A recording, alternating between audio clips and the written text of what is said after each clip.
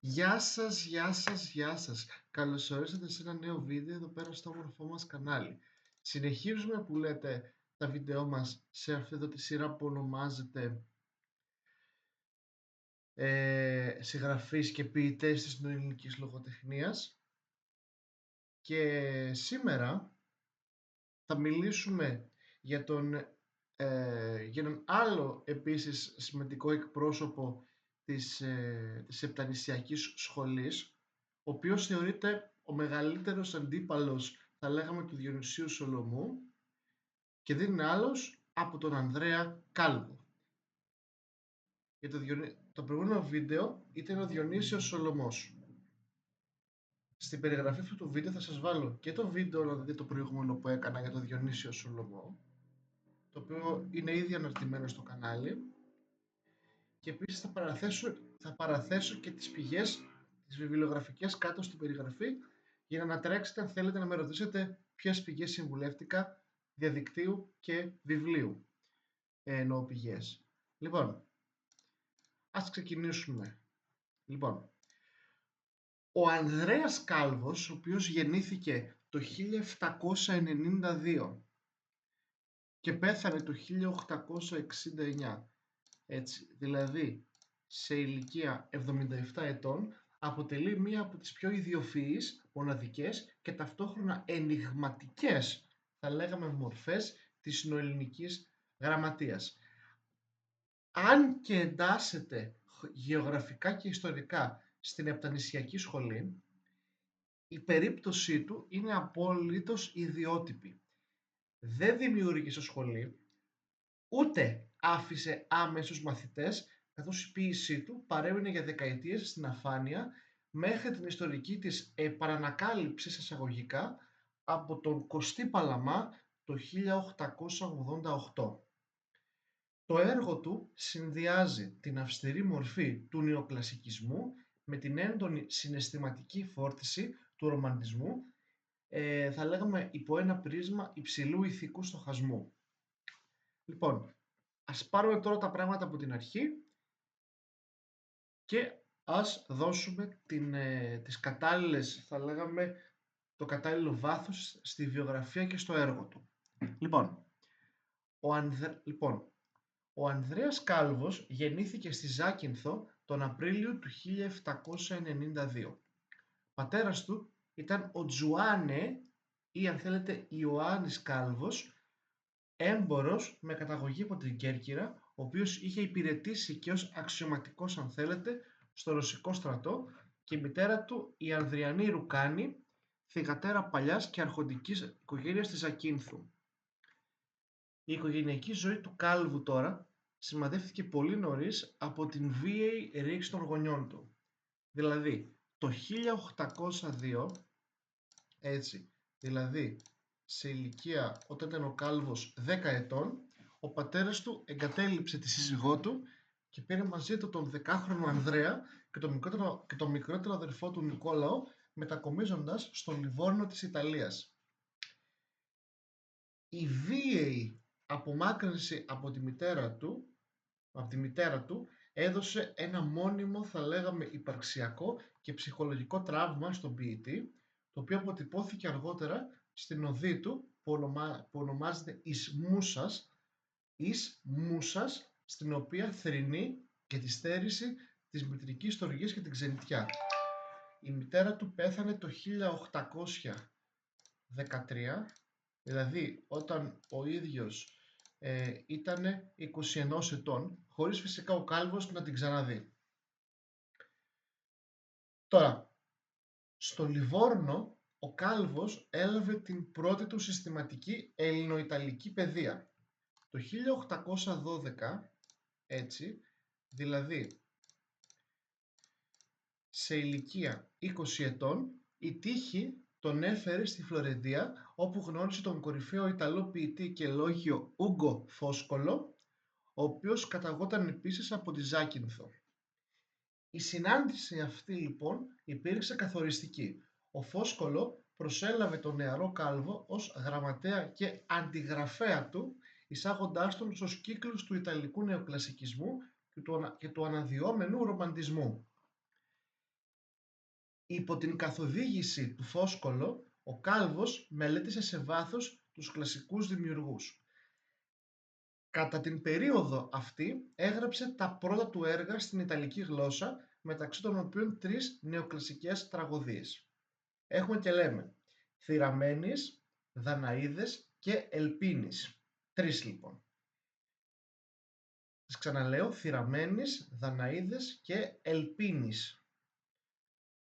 Το 1816, έτσι, δηλαδή σε ηλικία 24 ετών, ακολούθησε τον Φόσκολο στο Λονδίνο, αλλά το 1817, δηλαδή σε ηλικία 25 ετών, ήρθαν σε οριστική ρήξη. Το 1820, δηλαδή σε ηλικία 28 ετών, επέστρεψε στη Φλωρεντία. Εκεί εντάχθηκε ενεργά στο επαναστατικό κίνημα των Καρμπονάρων, οι οποίοι αγωνίζονταν για την απελευθέρωση και την ενοποίηση της Ιταλίας. Η δράση του εντοπίστηκε από την Αυστριακή αστυνομία, η οποία τον συνέλαβε και τον απέλασε, δηλαδή τον έδιωξε από την Τοσκάνη στις 23 Απριλίου του 1821. Απελάβνω κάποιον σημαίνει διώχνω κάποιον ή κάτι από μια χώρα. Μετά από σύντομη διαμονή στη Γενέβη της Ελβετίας, ο Κάλβος συγκλονίστηκε από την έκρηξη της Ελληνικής Επανάστασης και αποφάσισε να αφιερώσει την ποιητική του φωνή στον αγώνα του γένους. Το ποιητικό έργο για το οποίο ο Κάλβος κατέχει περίοπτη θέση στην ιστορία της νοελληνικής λογοτεχνίας αποτελείται από 20 οδές, οι οποίες εκδόθηκαν σε 2 συλλογές κατά τη διάρκεια της παραμονής του στην Ευρώπη. Η πρώτη ονομάζεται «Η Λύρα», η οποία γράφτηκε στη Γενέβη το 1824, δηλαδή όταν αυτός ήταν 32 ετών. Ωραία. Στη Λύρα λοιπόν περιλαμβάνονται οι πρώτες 10 οδές και θα πω μερικές. Μερικές είναι θα πω μερικές. Λοιπόν, έχουμε εις φιλόπατριν, εις δόξαν, εις θάνατον. Είπα 3. Μας κάνουνε.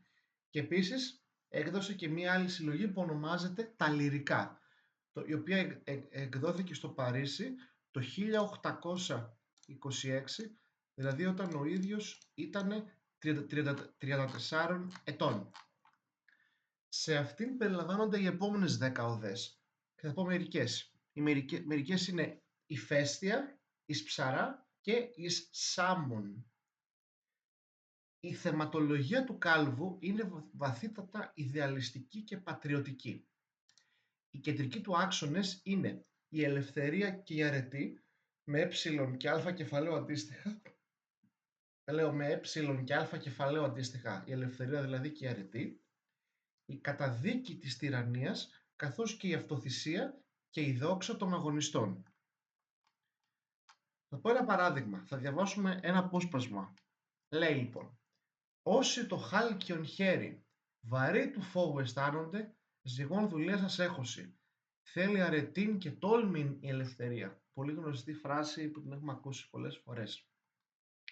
Λοιπόν, το πιο εντυπωσιακό θα λέγαμε στοιχείο της καλβικής ποίησης, το οποίο αναλύεται διεξοδικά στην συγχρονική υφολογία, που είναι μια επιστήμη, είναι λοιπόν θα λέγαμε η γλώσσα και η μετρική του μορφή. Ο Κάλβος, ήθελα να πω κλάδος της γλωσσολογίας. Ο Κάλβος λοιπόν δημιούργησε ένα απολύτως προσωπικό ιδίωμα.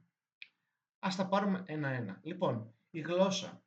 Ο Κάλβος χρησιμοποιεί ως βάση τη δημοτική γραμματική, αλλά την εμπλουτίζει με ένα τεράστιο όγκο λέξεων από την αρχαία ελληνική, την ελληνιστική κοινή και την εκκλησιαστική παράδοση. Το αποτέλεσμα είναι μια γλώσσα αρχαιοπρεπής, τραχιά, γεμάτη με ασυνήθιστους συντακτικούς σχηματισμούς, η οποία όμως διαθέτει μια μοναδική μεγαλοπρέπεια. Λοιπόν, τώρα, υπάρχει ένα πάρα πολύ σημαντικό στοιχείο στην ποίηση του Κάλβου που ονομάζεται καλβική στροφή. Τι είναι η καλβική στροφή? Είναι μια μορφή του κάλβου, είναι μια μορφή στιχουργικής του κάλβου, στην οποία δεν υπάρχει ομικαταληξία. Και τι γίνεται τότε? Κάθε στροφή είναι πεντάστιχη, δηλαδή 5 στίχοι. Οι πρώτοι 4 στίχοι, 1, 2, 3, 4, είναι εφτασύλλαβοι, δηλαδή η αμβική ή αναπεστική, και ο πέμπτος στίχος είναι πεντασύλλαβος. Άρα δηλαδή οι πρώτοι 4 είναι εφτασύλλαβοι και ο πέμπτος είναι πεντασύλλαβος. Αυτή η μετρική επιλογή δίνει στην ποίησή του έναν εσωτερικό επιβλητικό ρυθμό που θυμίζει τα χωρικά της αρχαίας τραγωδίας. Λοιπόν, συνεχίζουμε την βιογραφία του. Λοιπόν, το 1826, έτσι, δηλαδή σε ηλικία 34 ετών, ωραία, ο κάλβος λοιπόν αποβιβάστηκε στο Ναύπλιο. Ωστόσο, η σκληρή πραγματικότητα του εμφυλίου σπαραγμού και θα λέγαμε οι πολιτικές σύντριγγες τον απογοήτευσαν βαθύτατα, με αποτέλεσμα να αναχωρήσει το ίδιο έτος για την Κέρκυρα, όπου έζησε για 26 ολόκληρα χρόνια, δηλαδή από το 1826 έως το 1952, και συγκεκριμένα από την ηλικία των 34 ετών έως το 1852, δηλαδή έως την ηλικία των 60 ετών. Άρα δηλαδή, επαναλαμβάνω, έμεινε στην Κέρκυρα από την ηλικία των 34 ετών έως την ηλικία των 60 ετών. Η περίοδος αυτή χαρακτηρίζεται από μια απόλυτη μυστηριώδη ποιητική σιωπή. Ο κάλβος δεν εξέδωσε ποτέ ξανά ούτε έναν στίχο στα ελληνικά. Και τι έκανε? Εργάστηκε ως καθηγητής στην Ιόνιο Ακαδημία, όπου δίδαξε φιλοσοφία και ιστορία, ενώ το 1841, δηλαδή όταν ο ίδιος ήταν 49 ετών, ανέλαβε τη διεύθυνση του Κερκυραϊκού Γυμνασίου. Ήταν σύγχρονος του Διονυσίου Σολομού στην ίδια πόλη. Όμως οι δύο κορυφαίοι ποιητές δεν είχαν καμία κοινωνική ή λογοτεχνική σχέση, κινούμενοι σε διαφορετικούς πνευματικούς κύκλους. Το 1852, δηλαδή σε ηλικία 60 ετών, ο κάλβος έλαβε την απόφαση να εγκαταλείψει οριστικά την Ελλάδα και να μετακομίσει στο Λονδίνο. Εκεί παντρεύτηκε τη δεύτερη σύζυγό του, την Σαρλότε Αυγούστα Βάνταμς, η οποία διεύθυνε ένα διακεκριμένο παρθεναγωγείο στην πόλη Louth του Lincolnshire στην Αγγλία. Ο κάλβος πέρασε τα τελευταία χρόνια της ζωής του διδάσκοντας εκεί, αποκομμένος πλήρως από την ελληνική πνευματική πραγματικότητα. Πέθανε στο Louth στις 3 Νοεμβρίου του 1869. Τα οστά του μεταφέρθηκαν στη Ζάκυνθο το 1960. Αφού πέθανε το 1869 και γεννήθηκε το 1792, πέθανε δηλαδή σε ηλικία 77 ετών. Λοιπόν, και τώρα, για περισσότερα από 60 χρόνια το έργο του κάλβου ήταν ουσιαστικά ανύπαρκτο για τα ελληνικά γράμματα. Η ιστορική καμπή συνέβη το 1888, όταν ο Κωστής Παλαμάς, κατά τη διάρκεια μιας διάλεξης στον φιλολογικό, θα λέγαμε, κύκλο Παρνασσός, παρουσίασε το έργο του κάλβου, αναδεικνύοντας, αν θέλετε, το μέγεθος, έτσι, της ποιητικής του ιδιοφυΐας. Στον 20ο αιώνα, η γενιά των του 30 τον αποθέωσε. Ο Γιώργος Εφέρης έγραψε μνημειώδη δοκίμια για αυτόν, επισημαίνοντας ότι ο κάλβος είναι ένας βαθύτατα μοντέρνος ποιητής λόγω της ελλειπτικότητας και της εικονοποιίας του. Ο Οδυσσέας Ελίτης άντλησε επίσης δομικά στοιχεία από την καλβική στροφή για τη σύνθεση του άξιον εστί. Αυτό ήταν, παιδιά. Ωραία, αυτό ήταν, παιδιά. Ελπίζω να σας άρεσε το βίντεο και το βρήκατε ενδιαφέρον. Αν σας άρεσε το βίντεο, ξέρετε τι να κάνετε. Κάντε ένα like στο κανάλι μου από κάτω αν θέλετε, ένα σχόλιο αν θέλετε, ένα dislike αν θέλετε. Δεν με ενδιαφέρει κιόλας στα τέτοια μου. Πραγματικά δεν με ενδιαφέρει. Κάντε ό,τι θέλετε με τη ζωή σας. Ένα share σε όλους τους φίλους σας. Και λογικά εμείς θα τα πούμε την επόμενη φορά με ένα νέο βίντεο. Και μέχρι την επόμενη φορά πούμε ένα γεια σας. Και ποτέ μην ξεχνάτε στη ζωή σας να βλέπετε όλα τα βίντεο του καναλιού και να προσέχετε τι βλέπετε. Να βλέπετε όμορφα, καλοφτιαγμένα και ποιοτικά βίντεο. Γεια σας!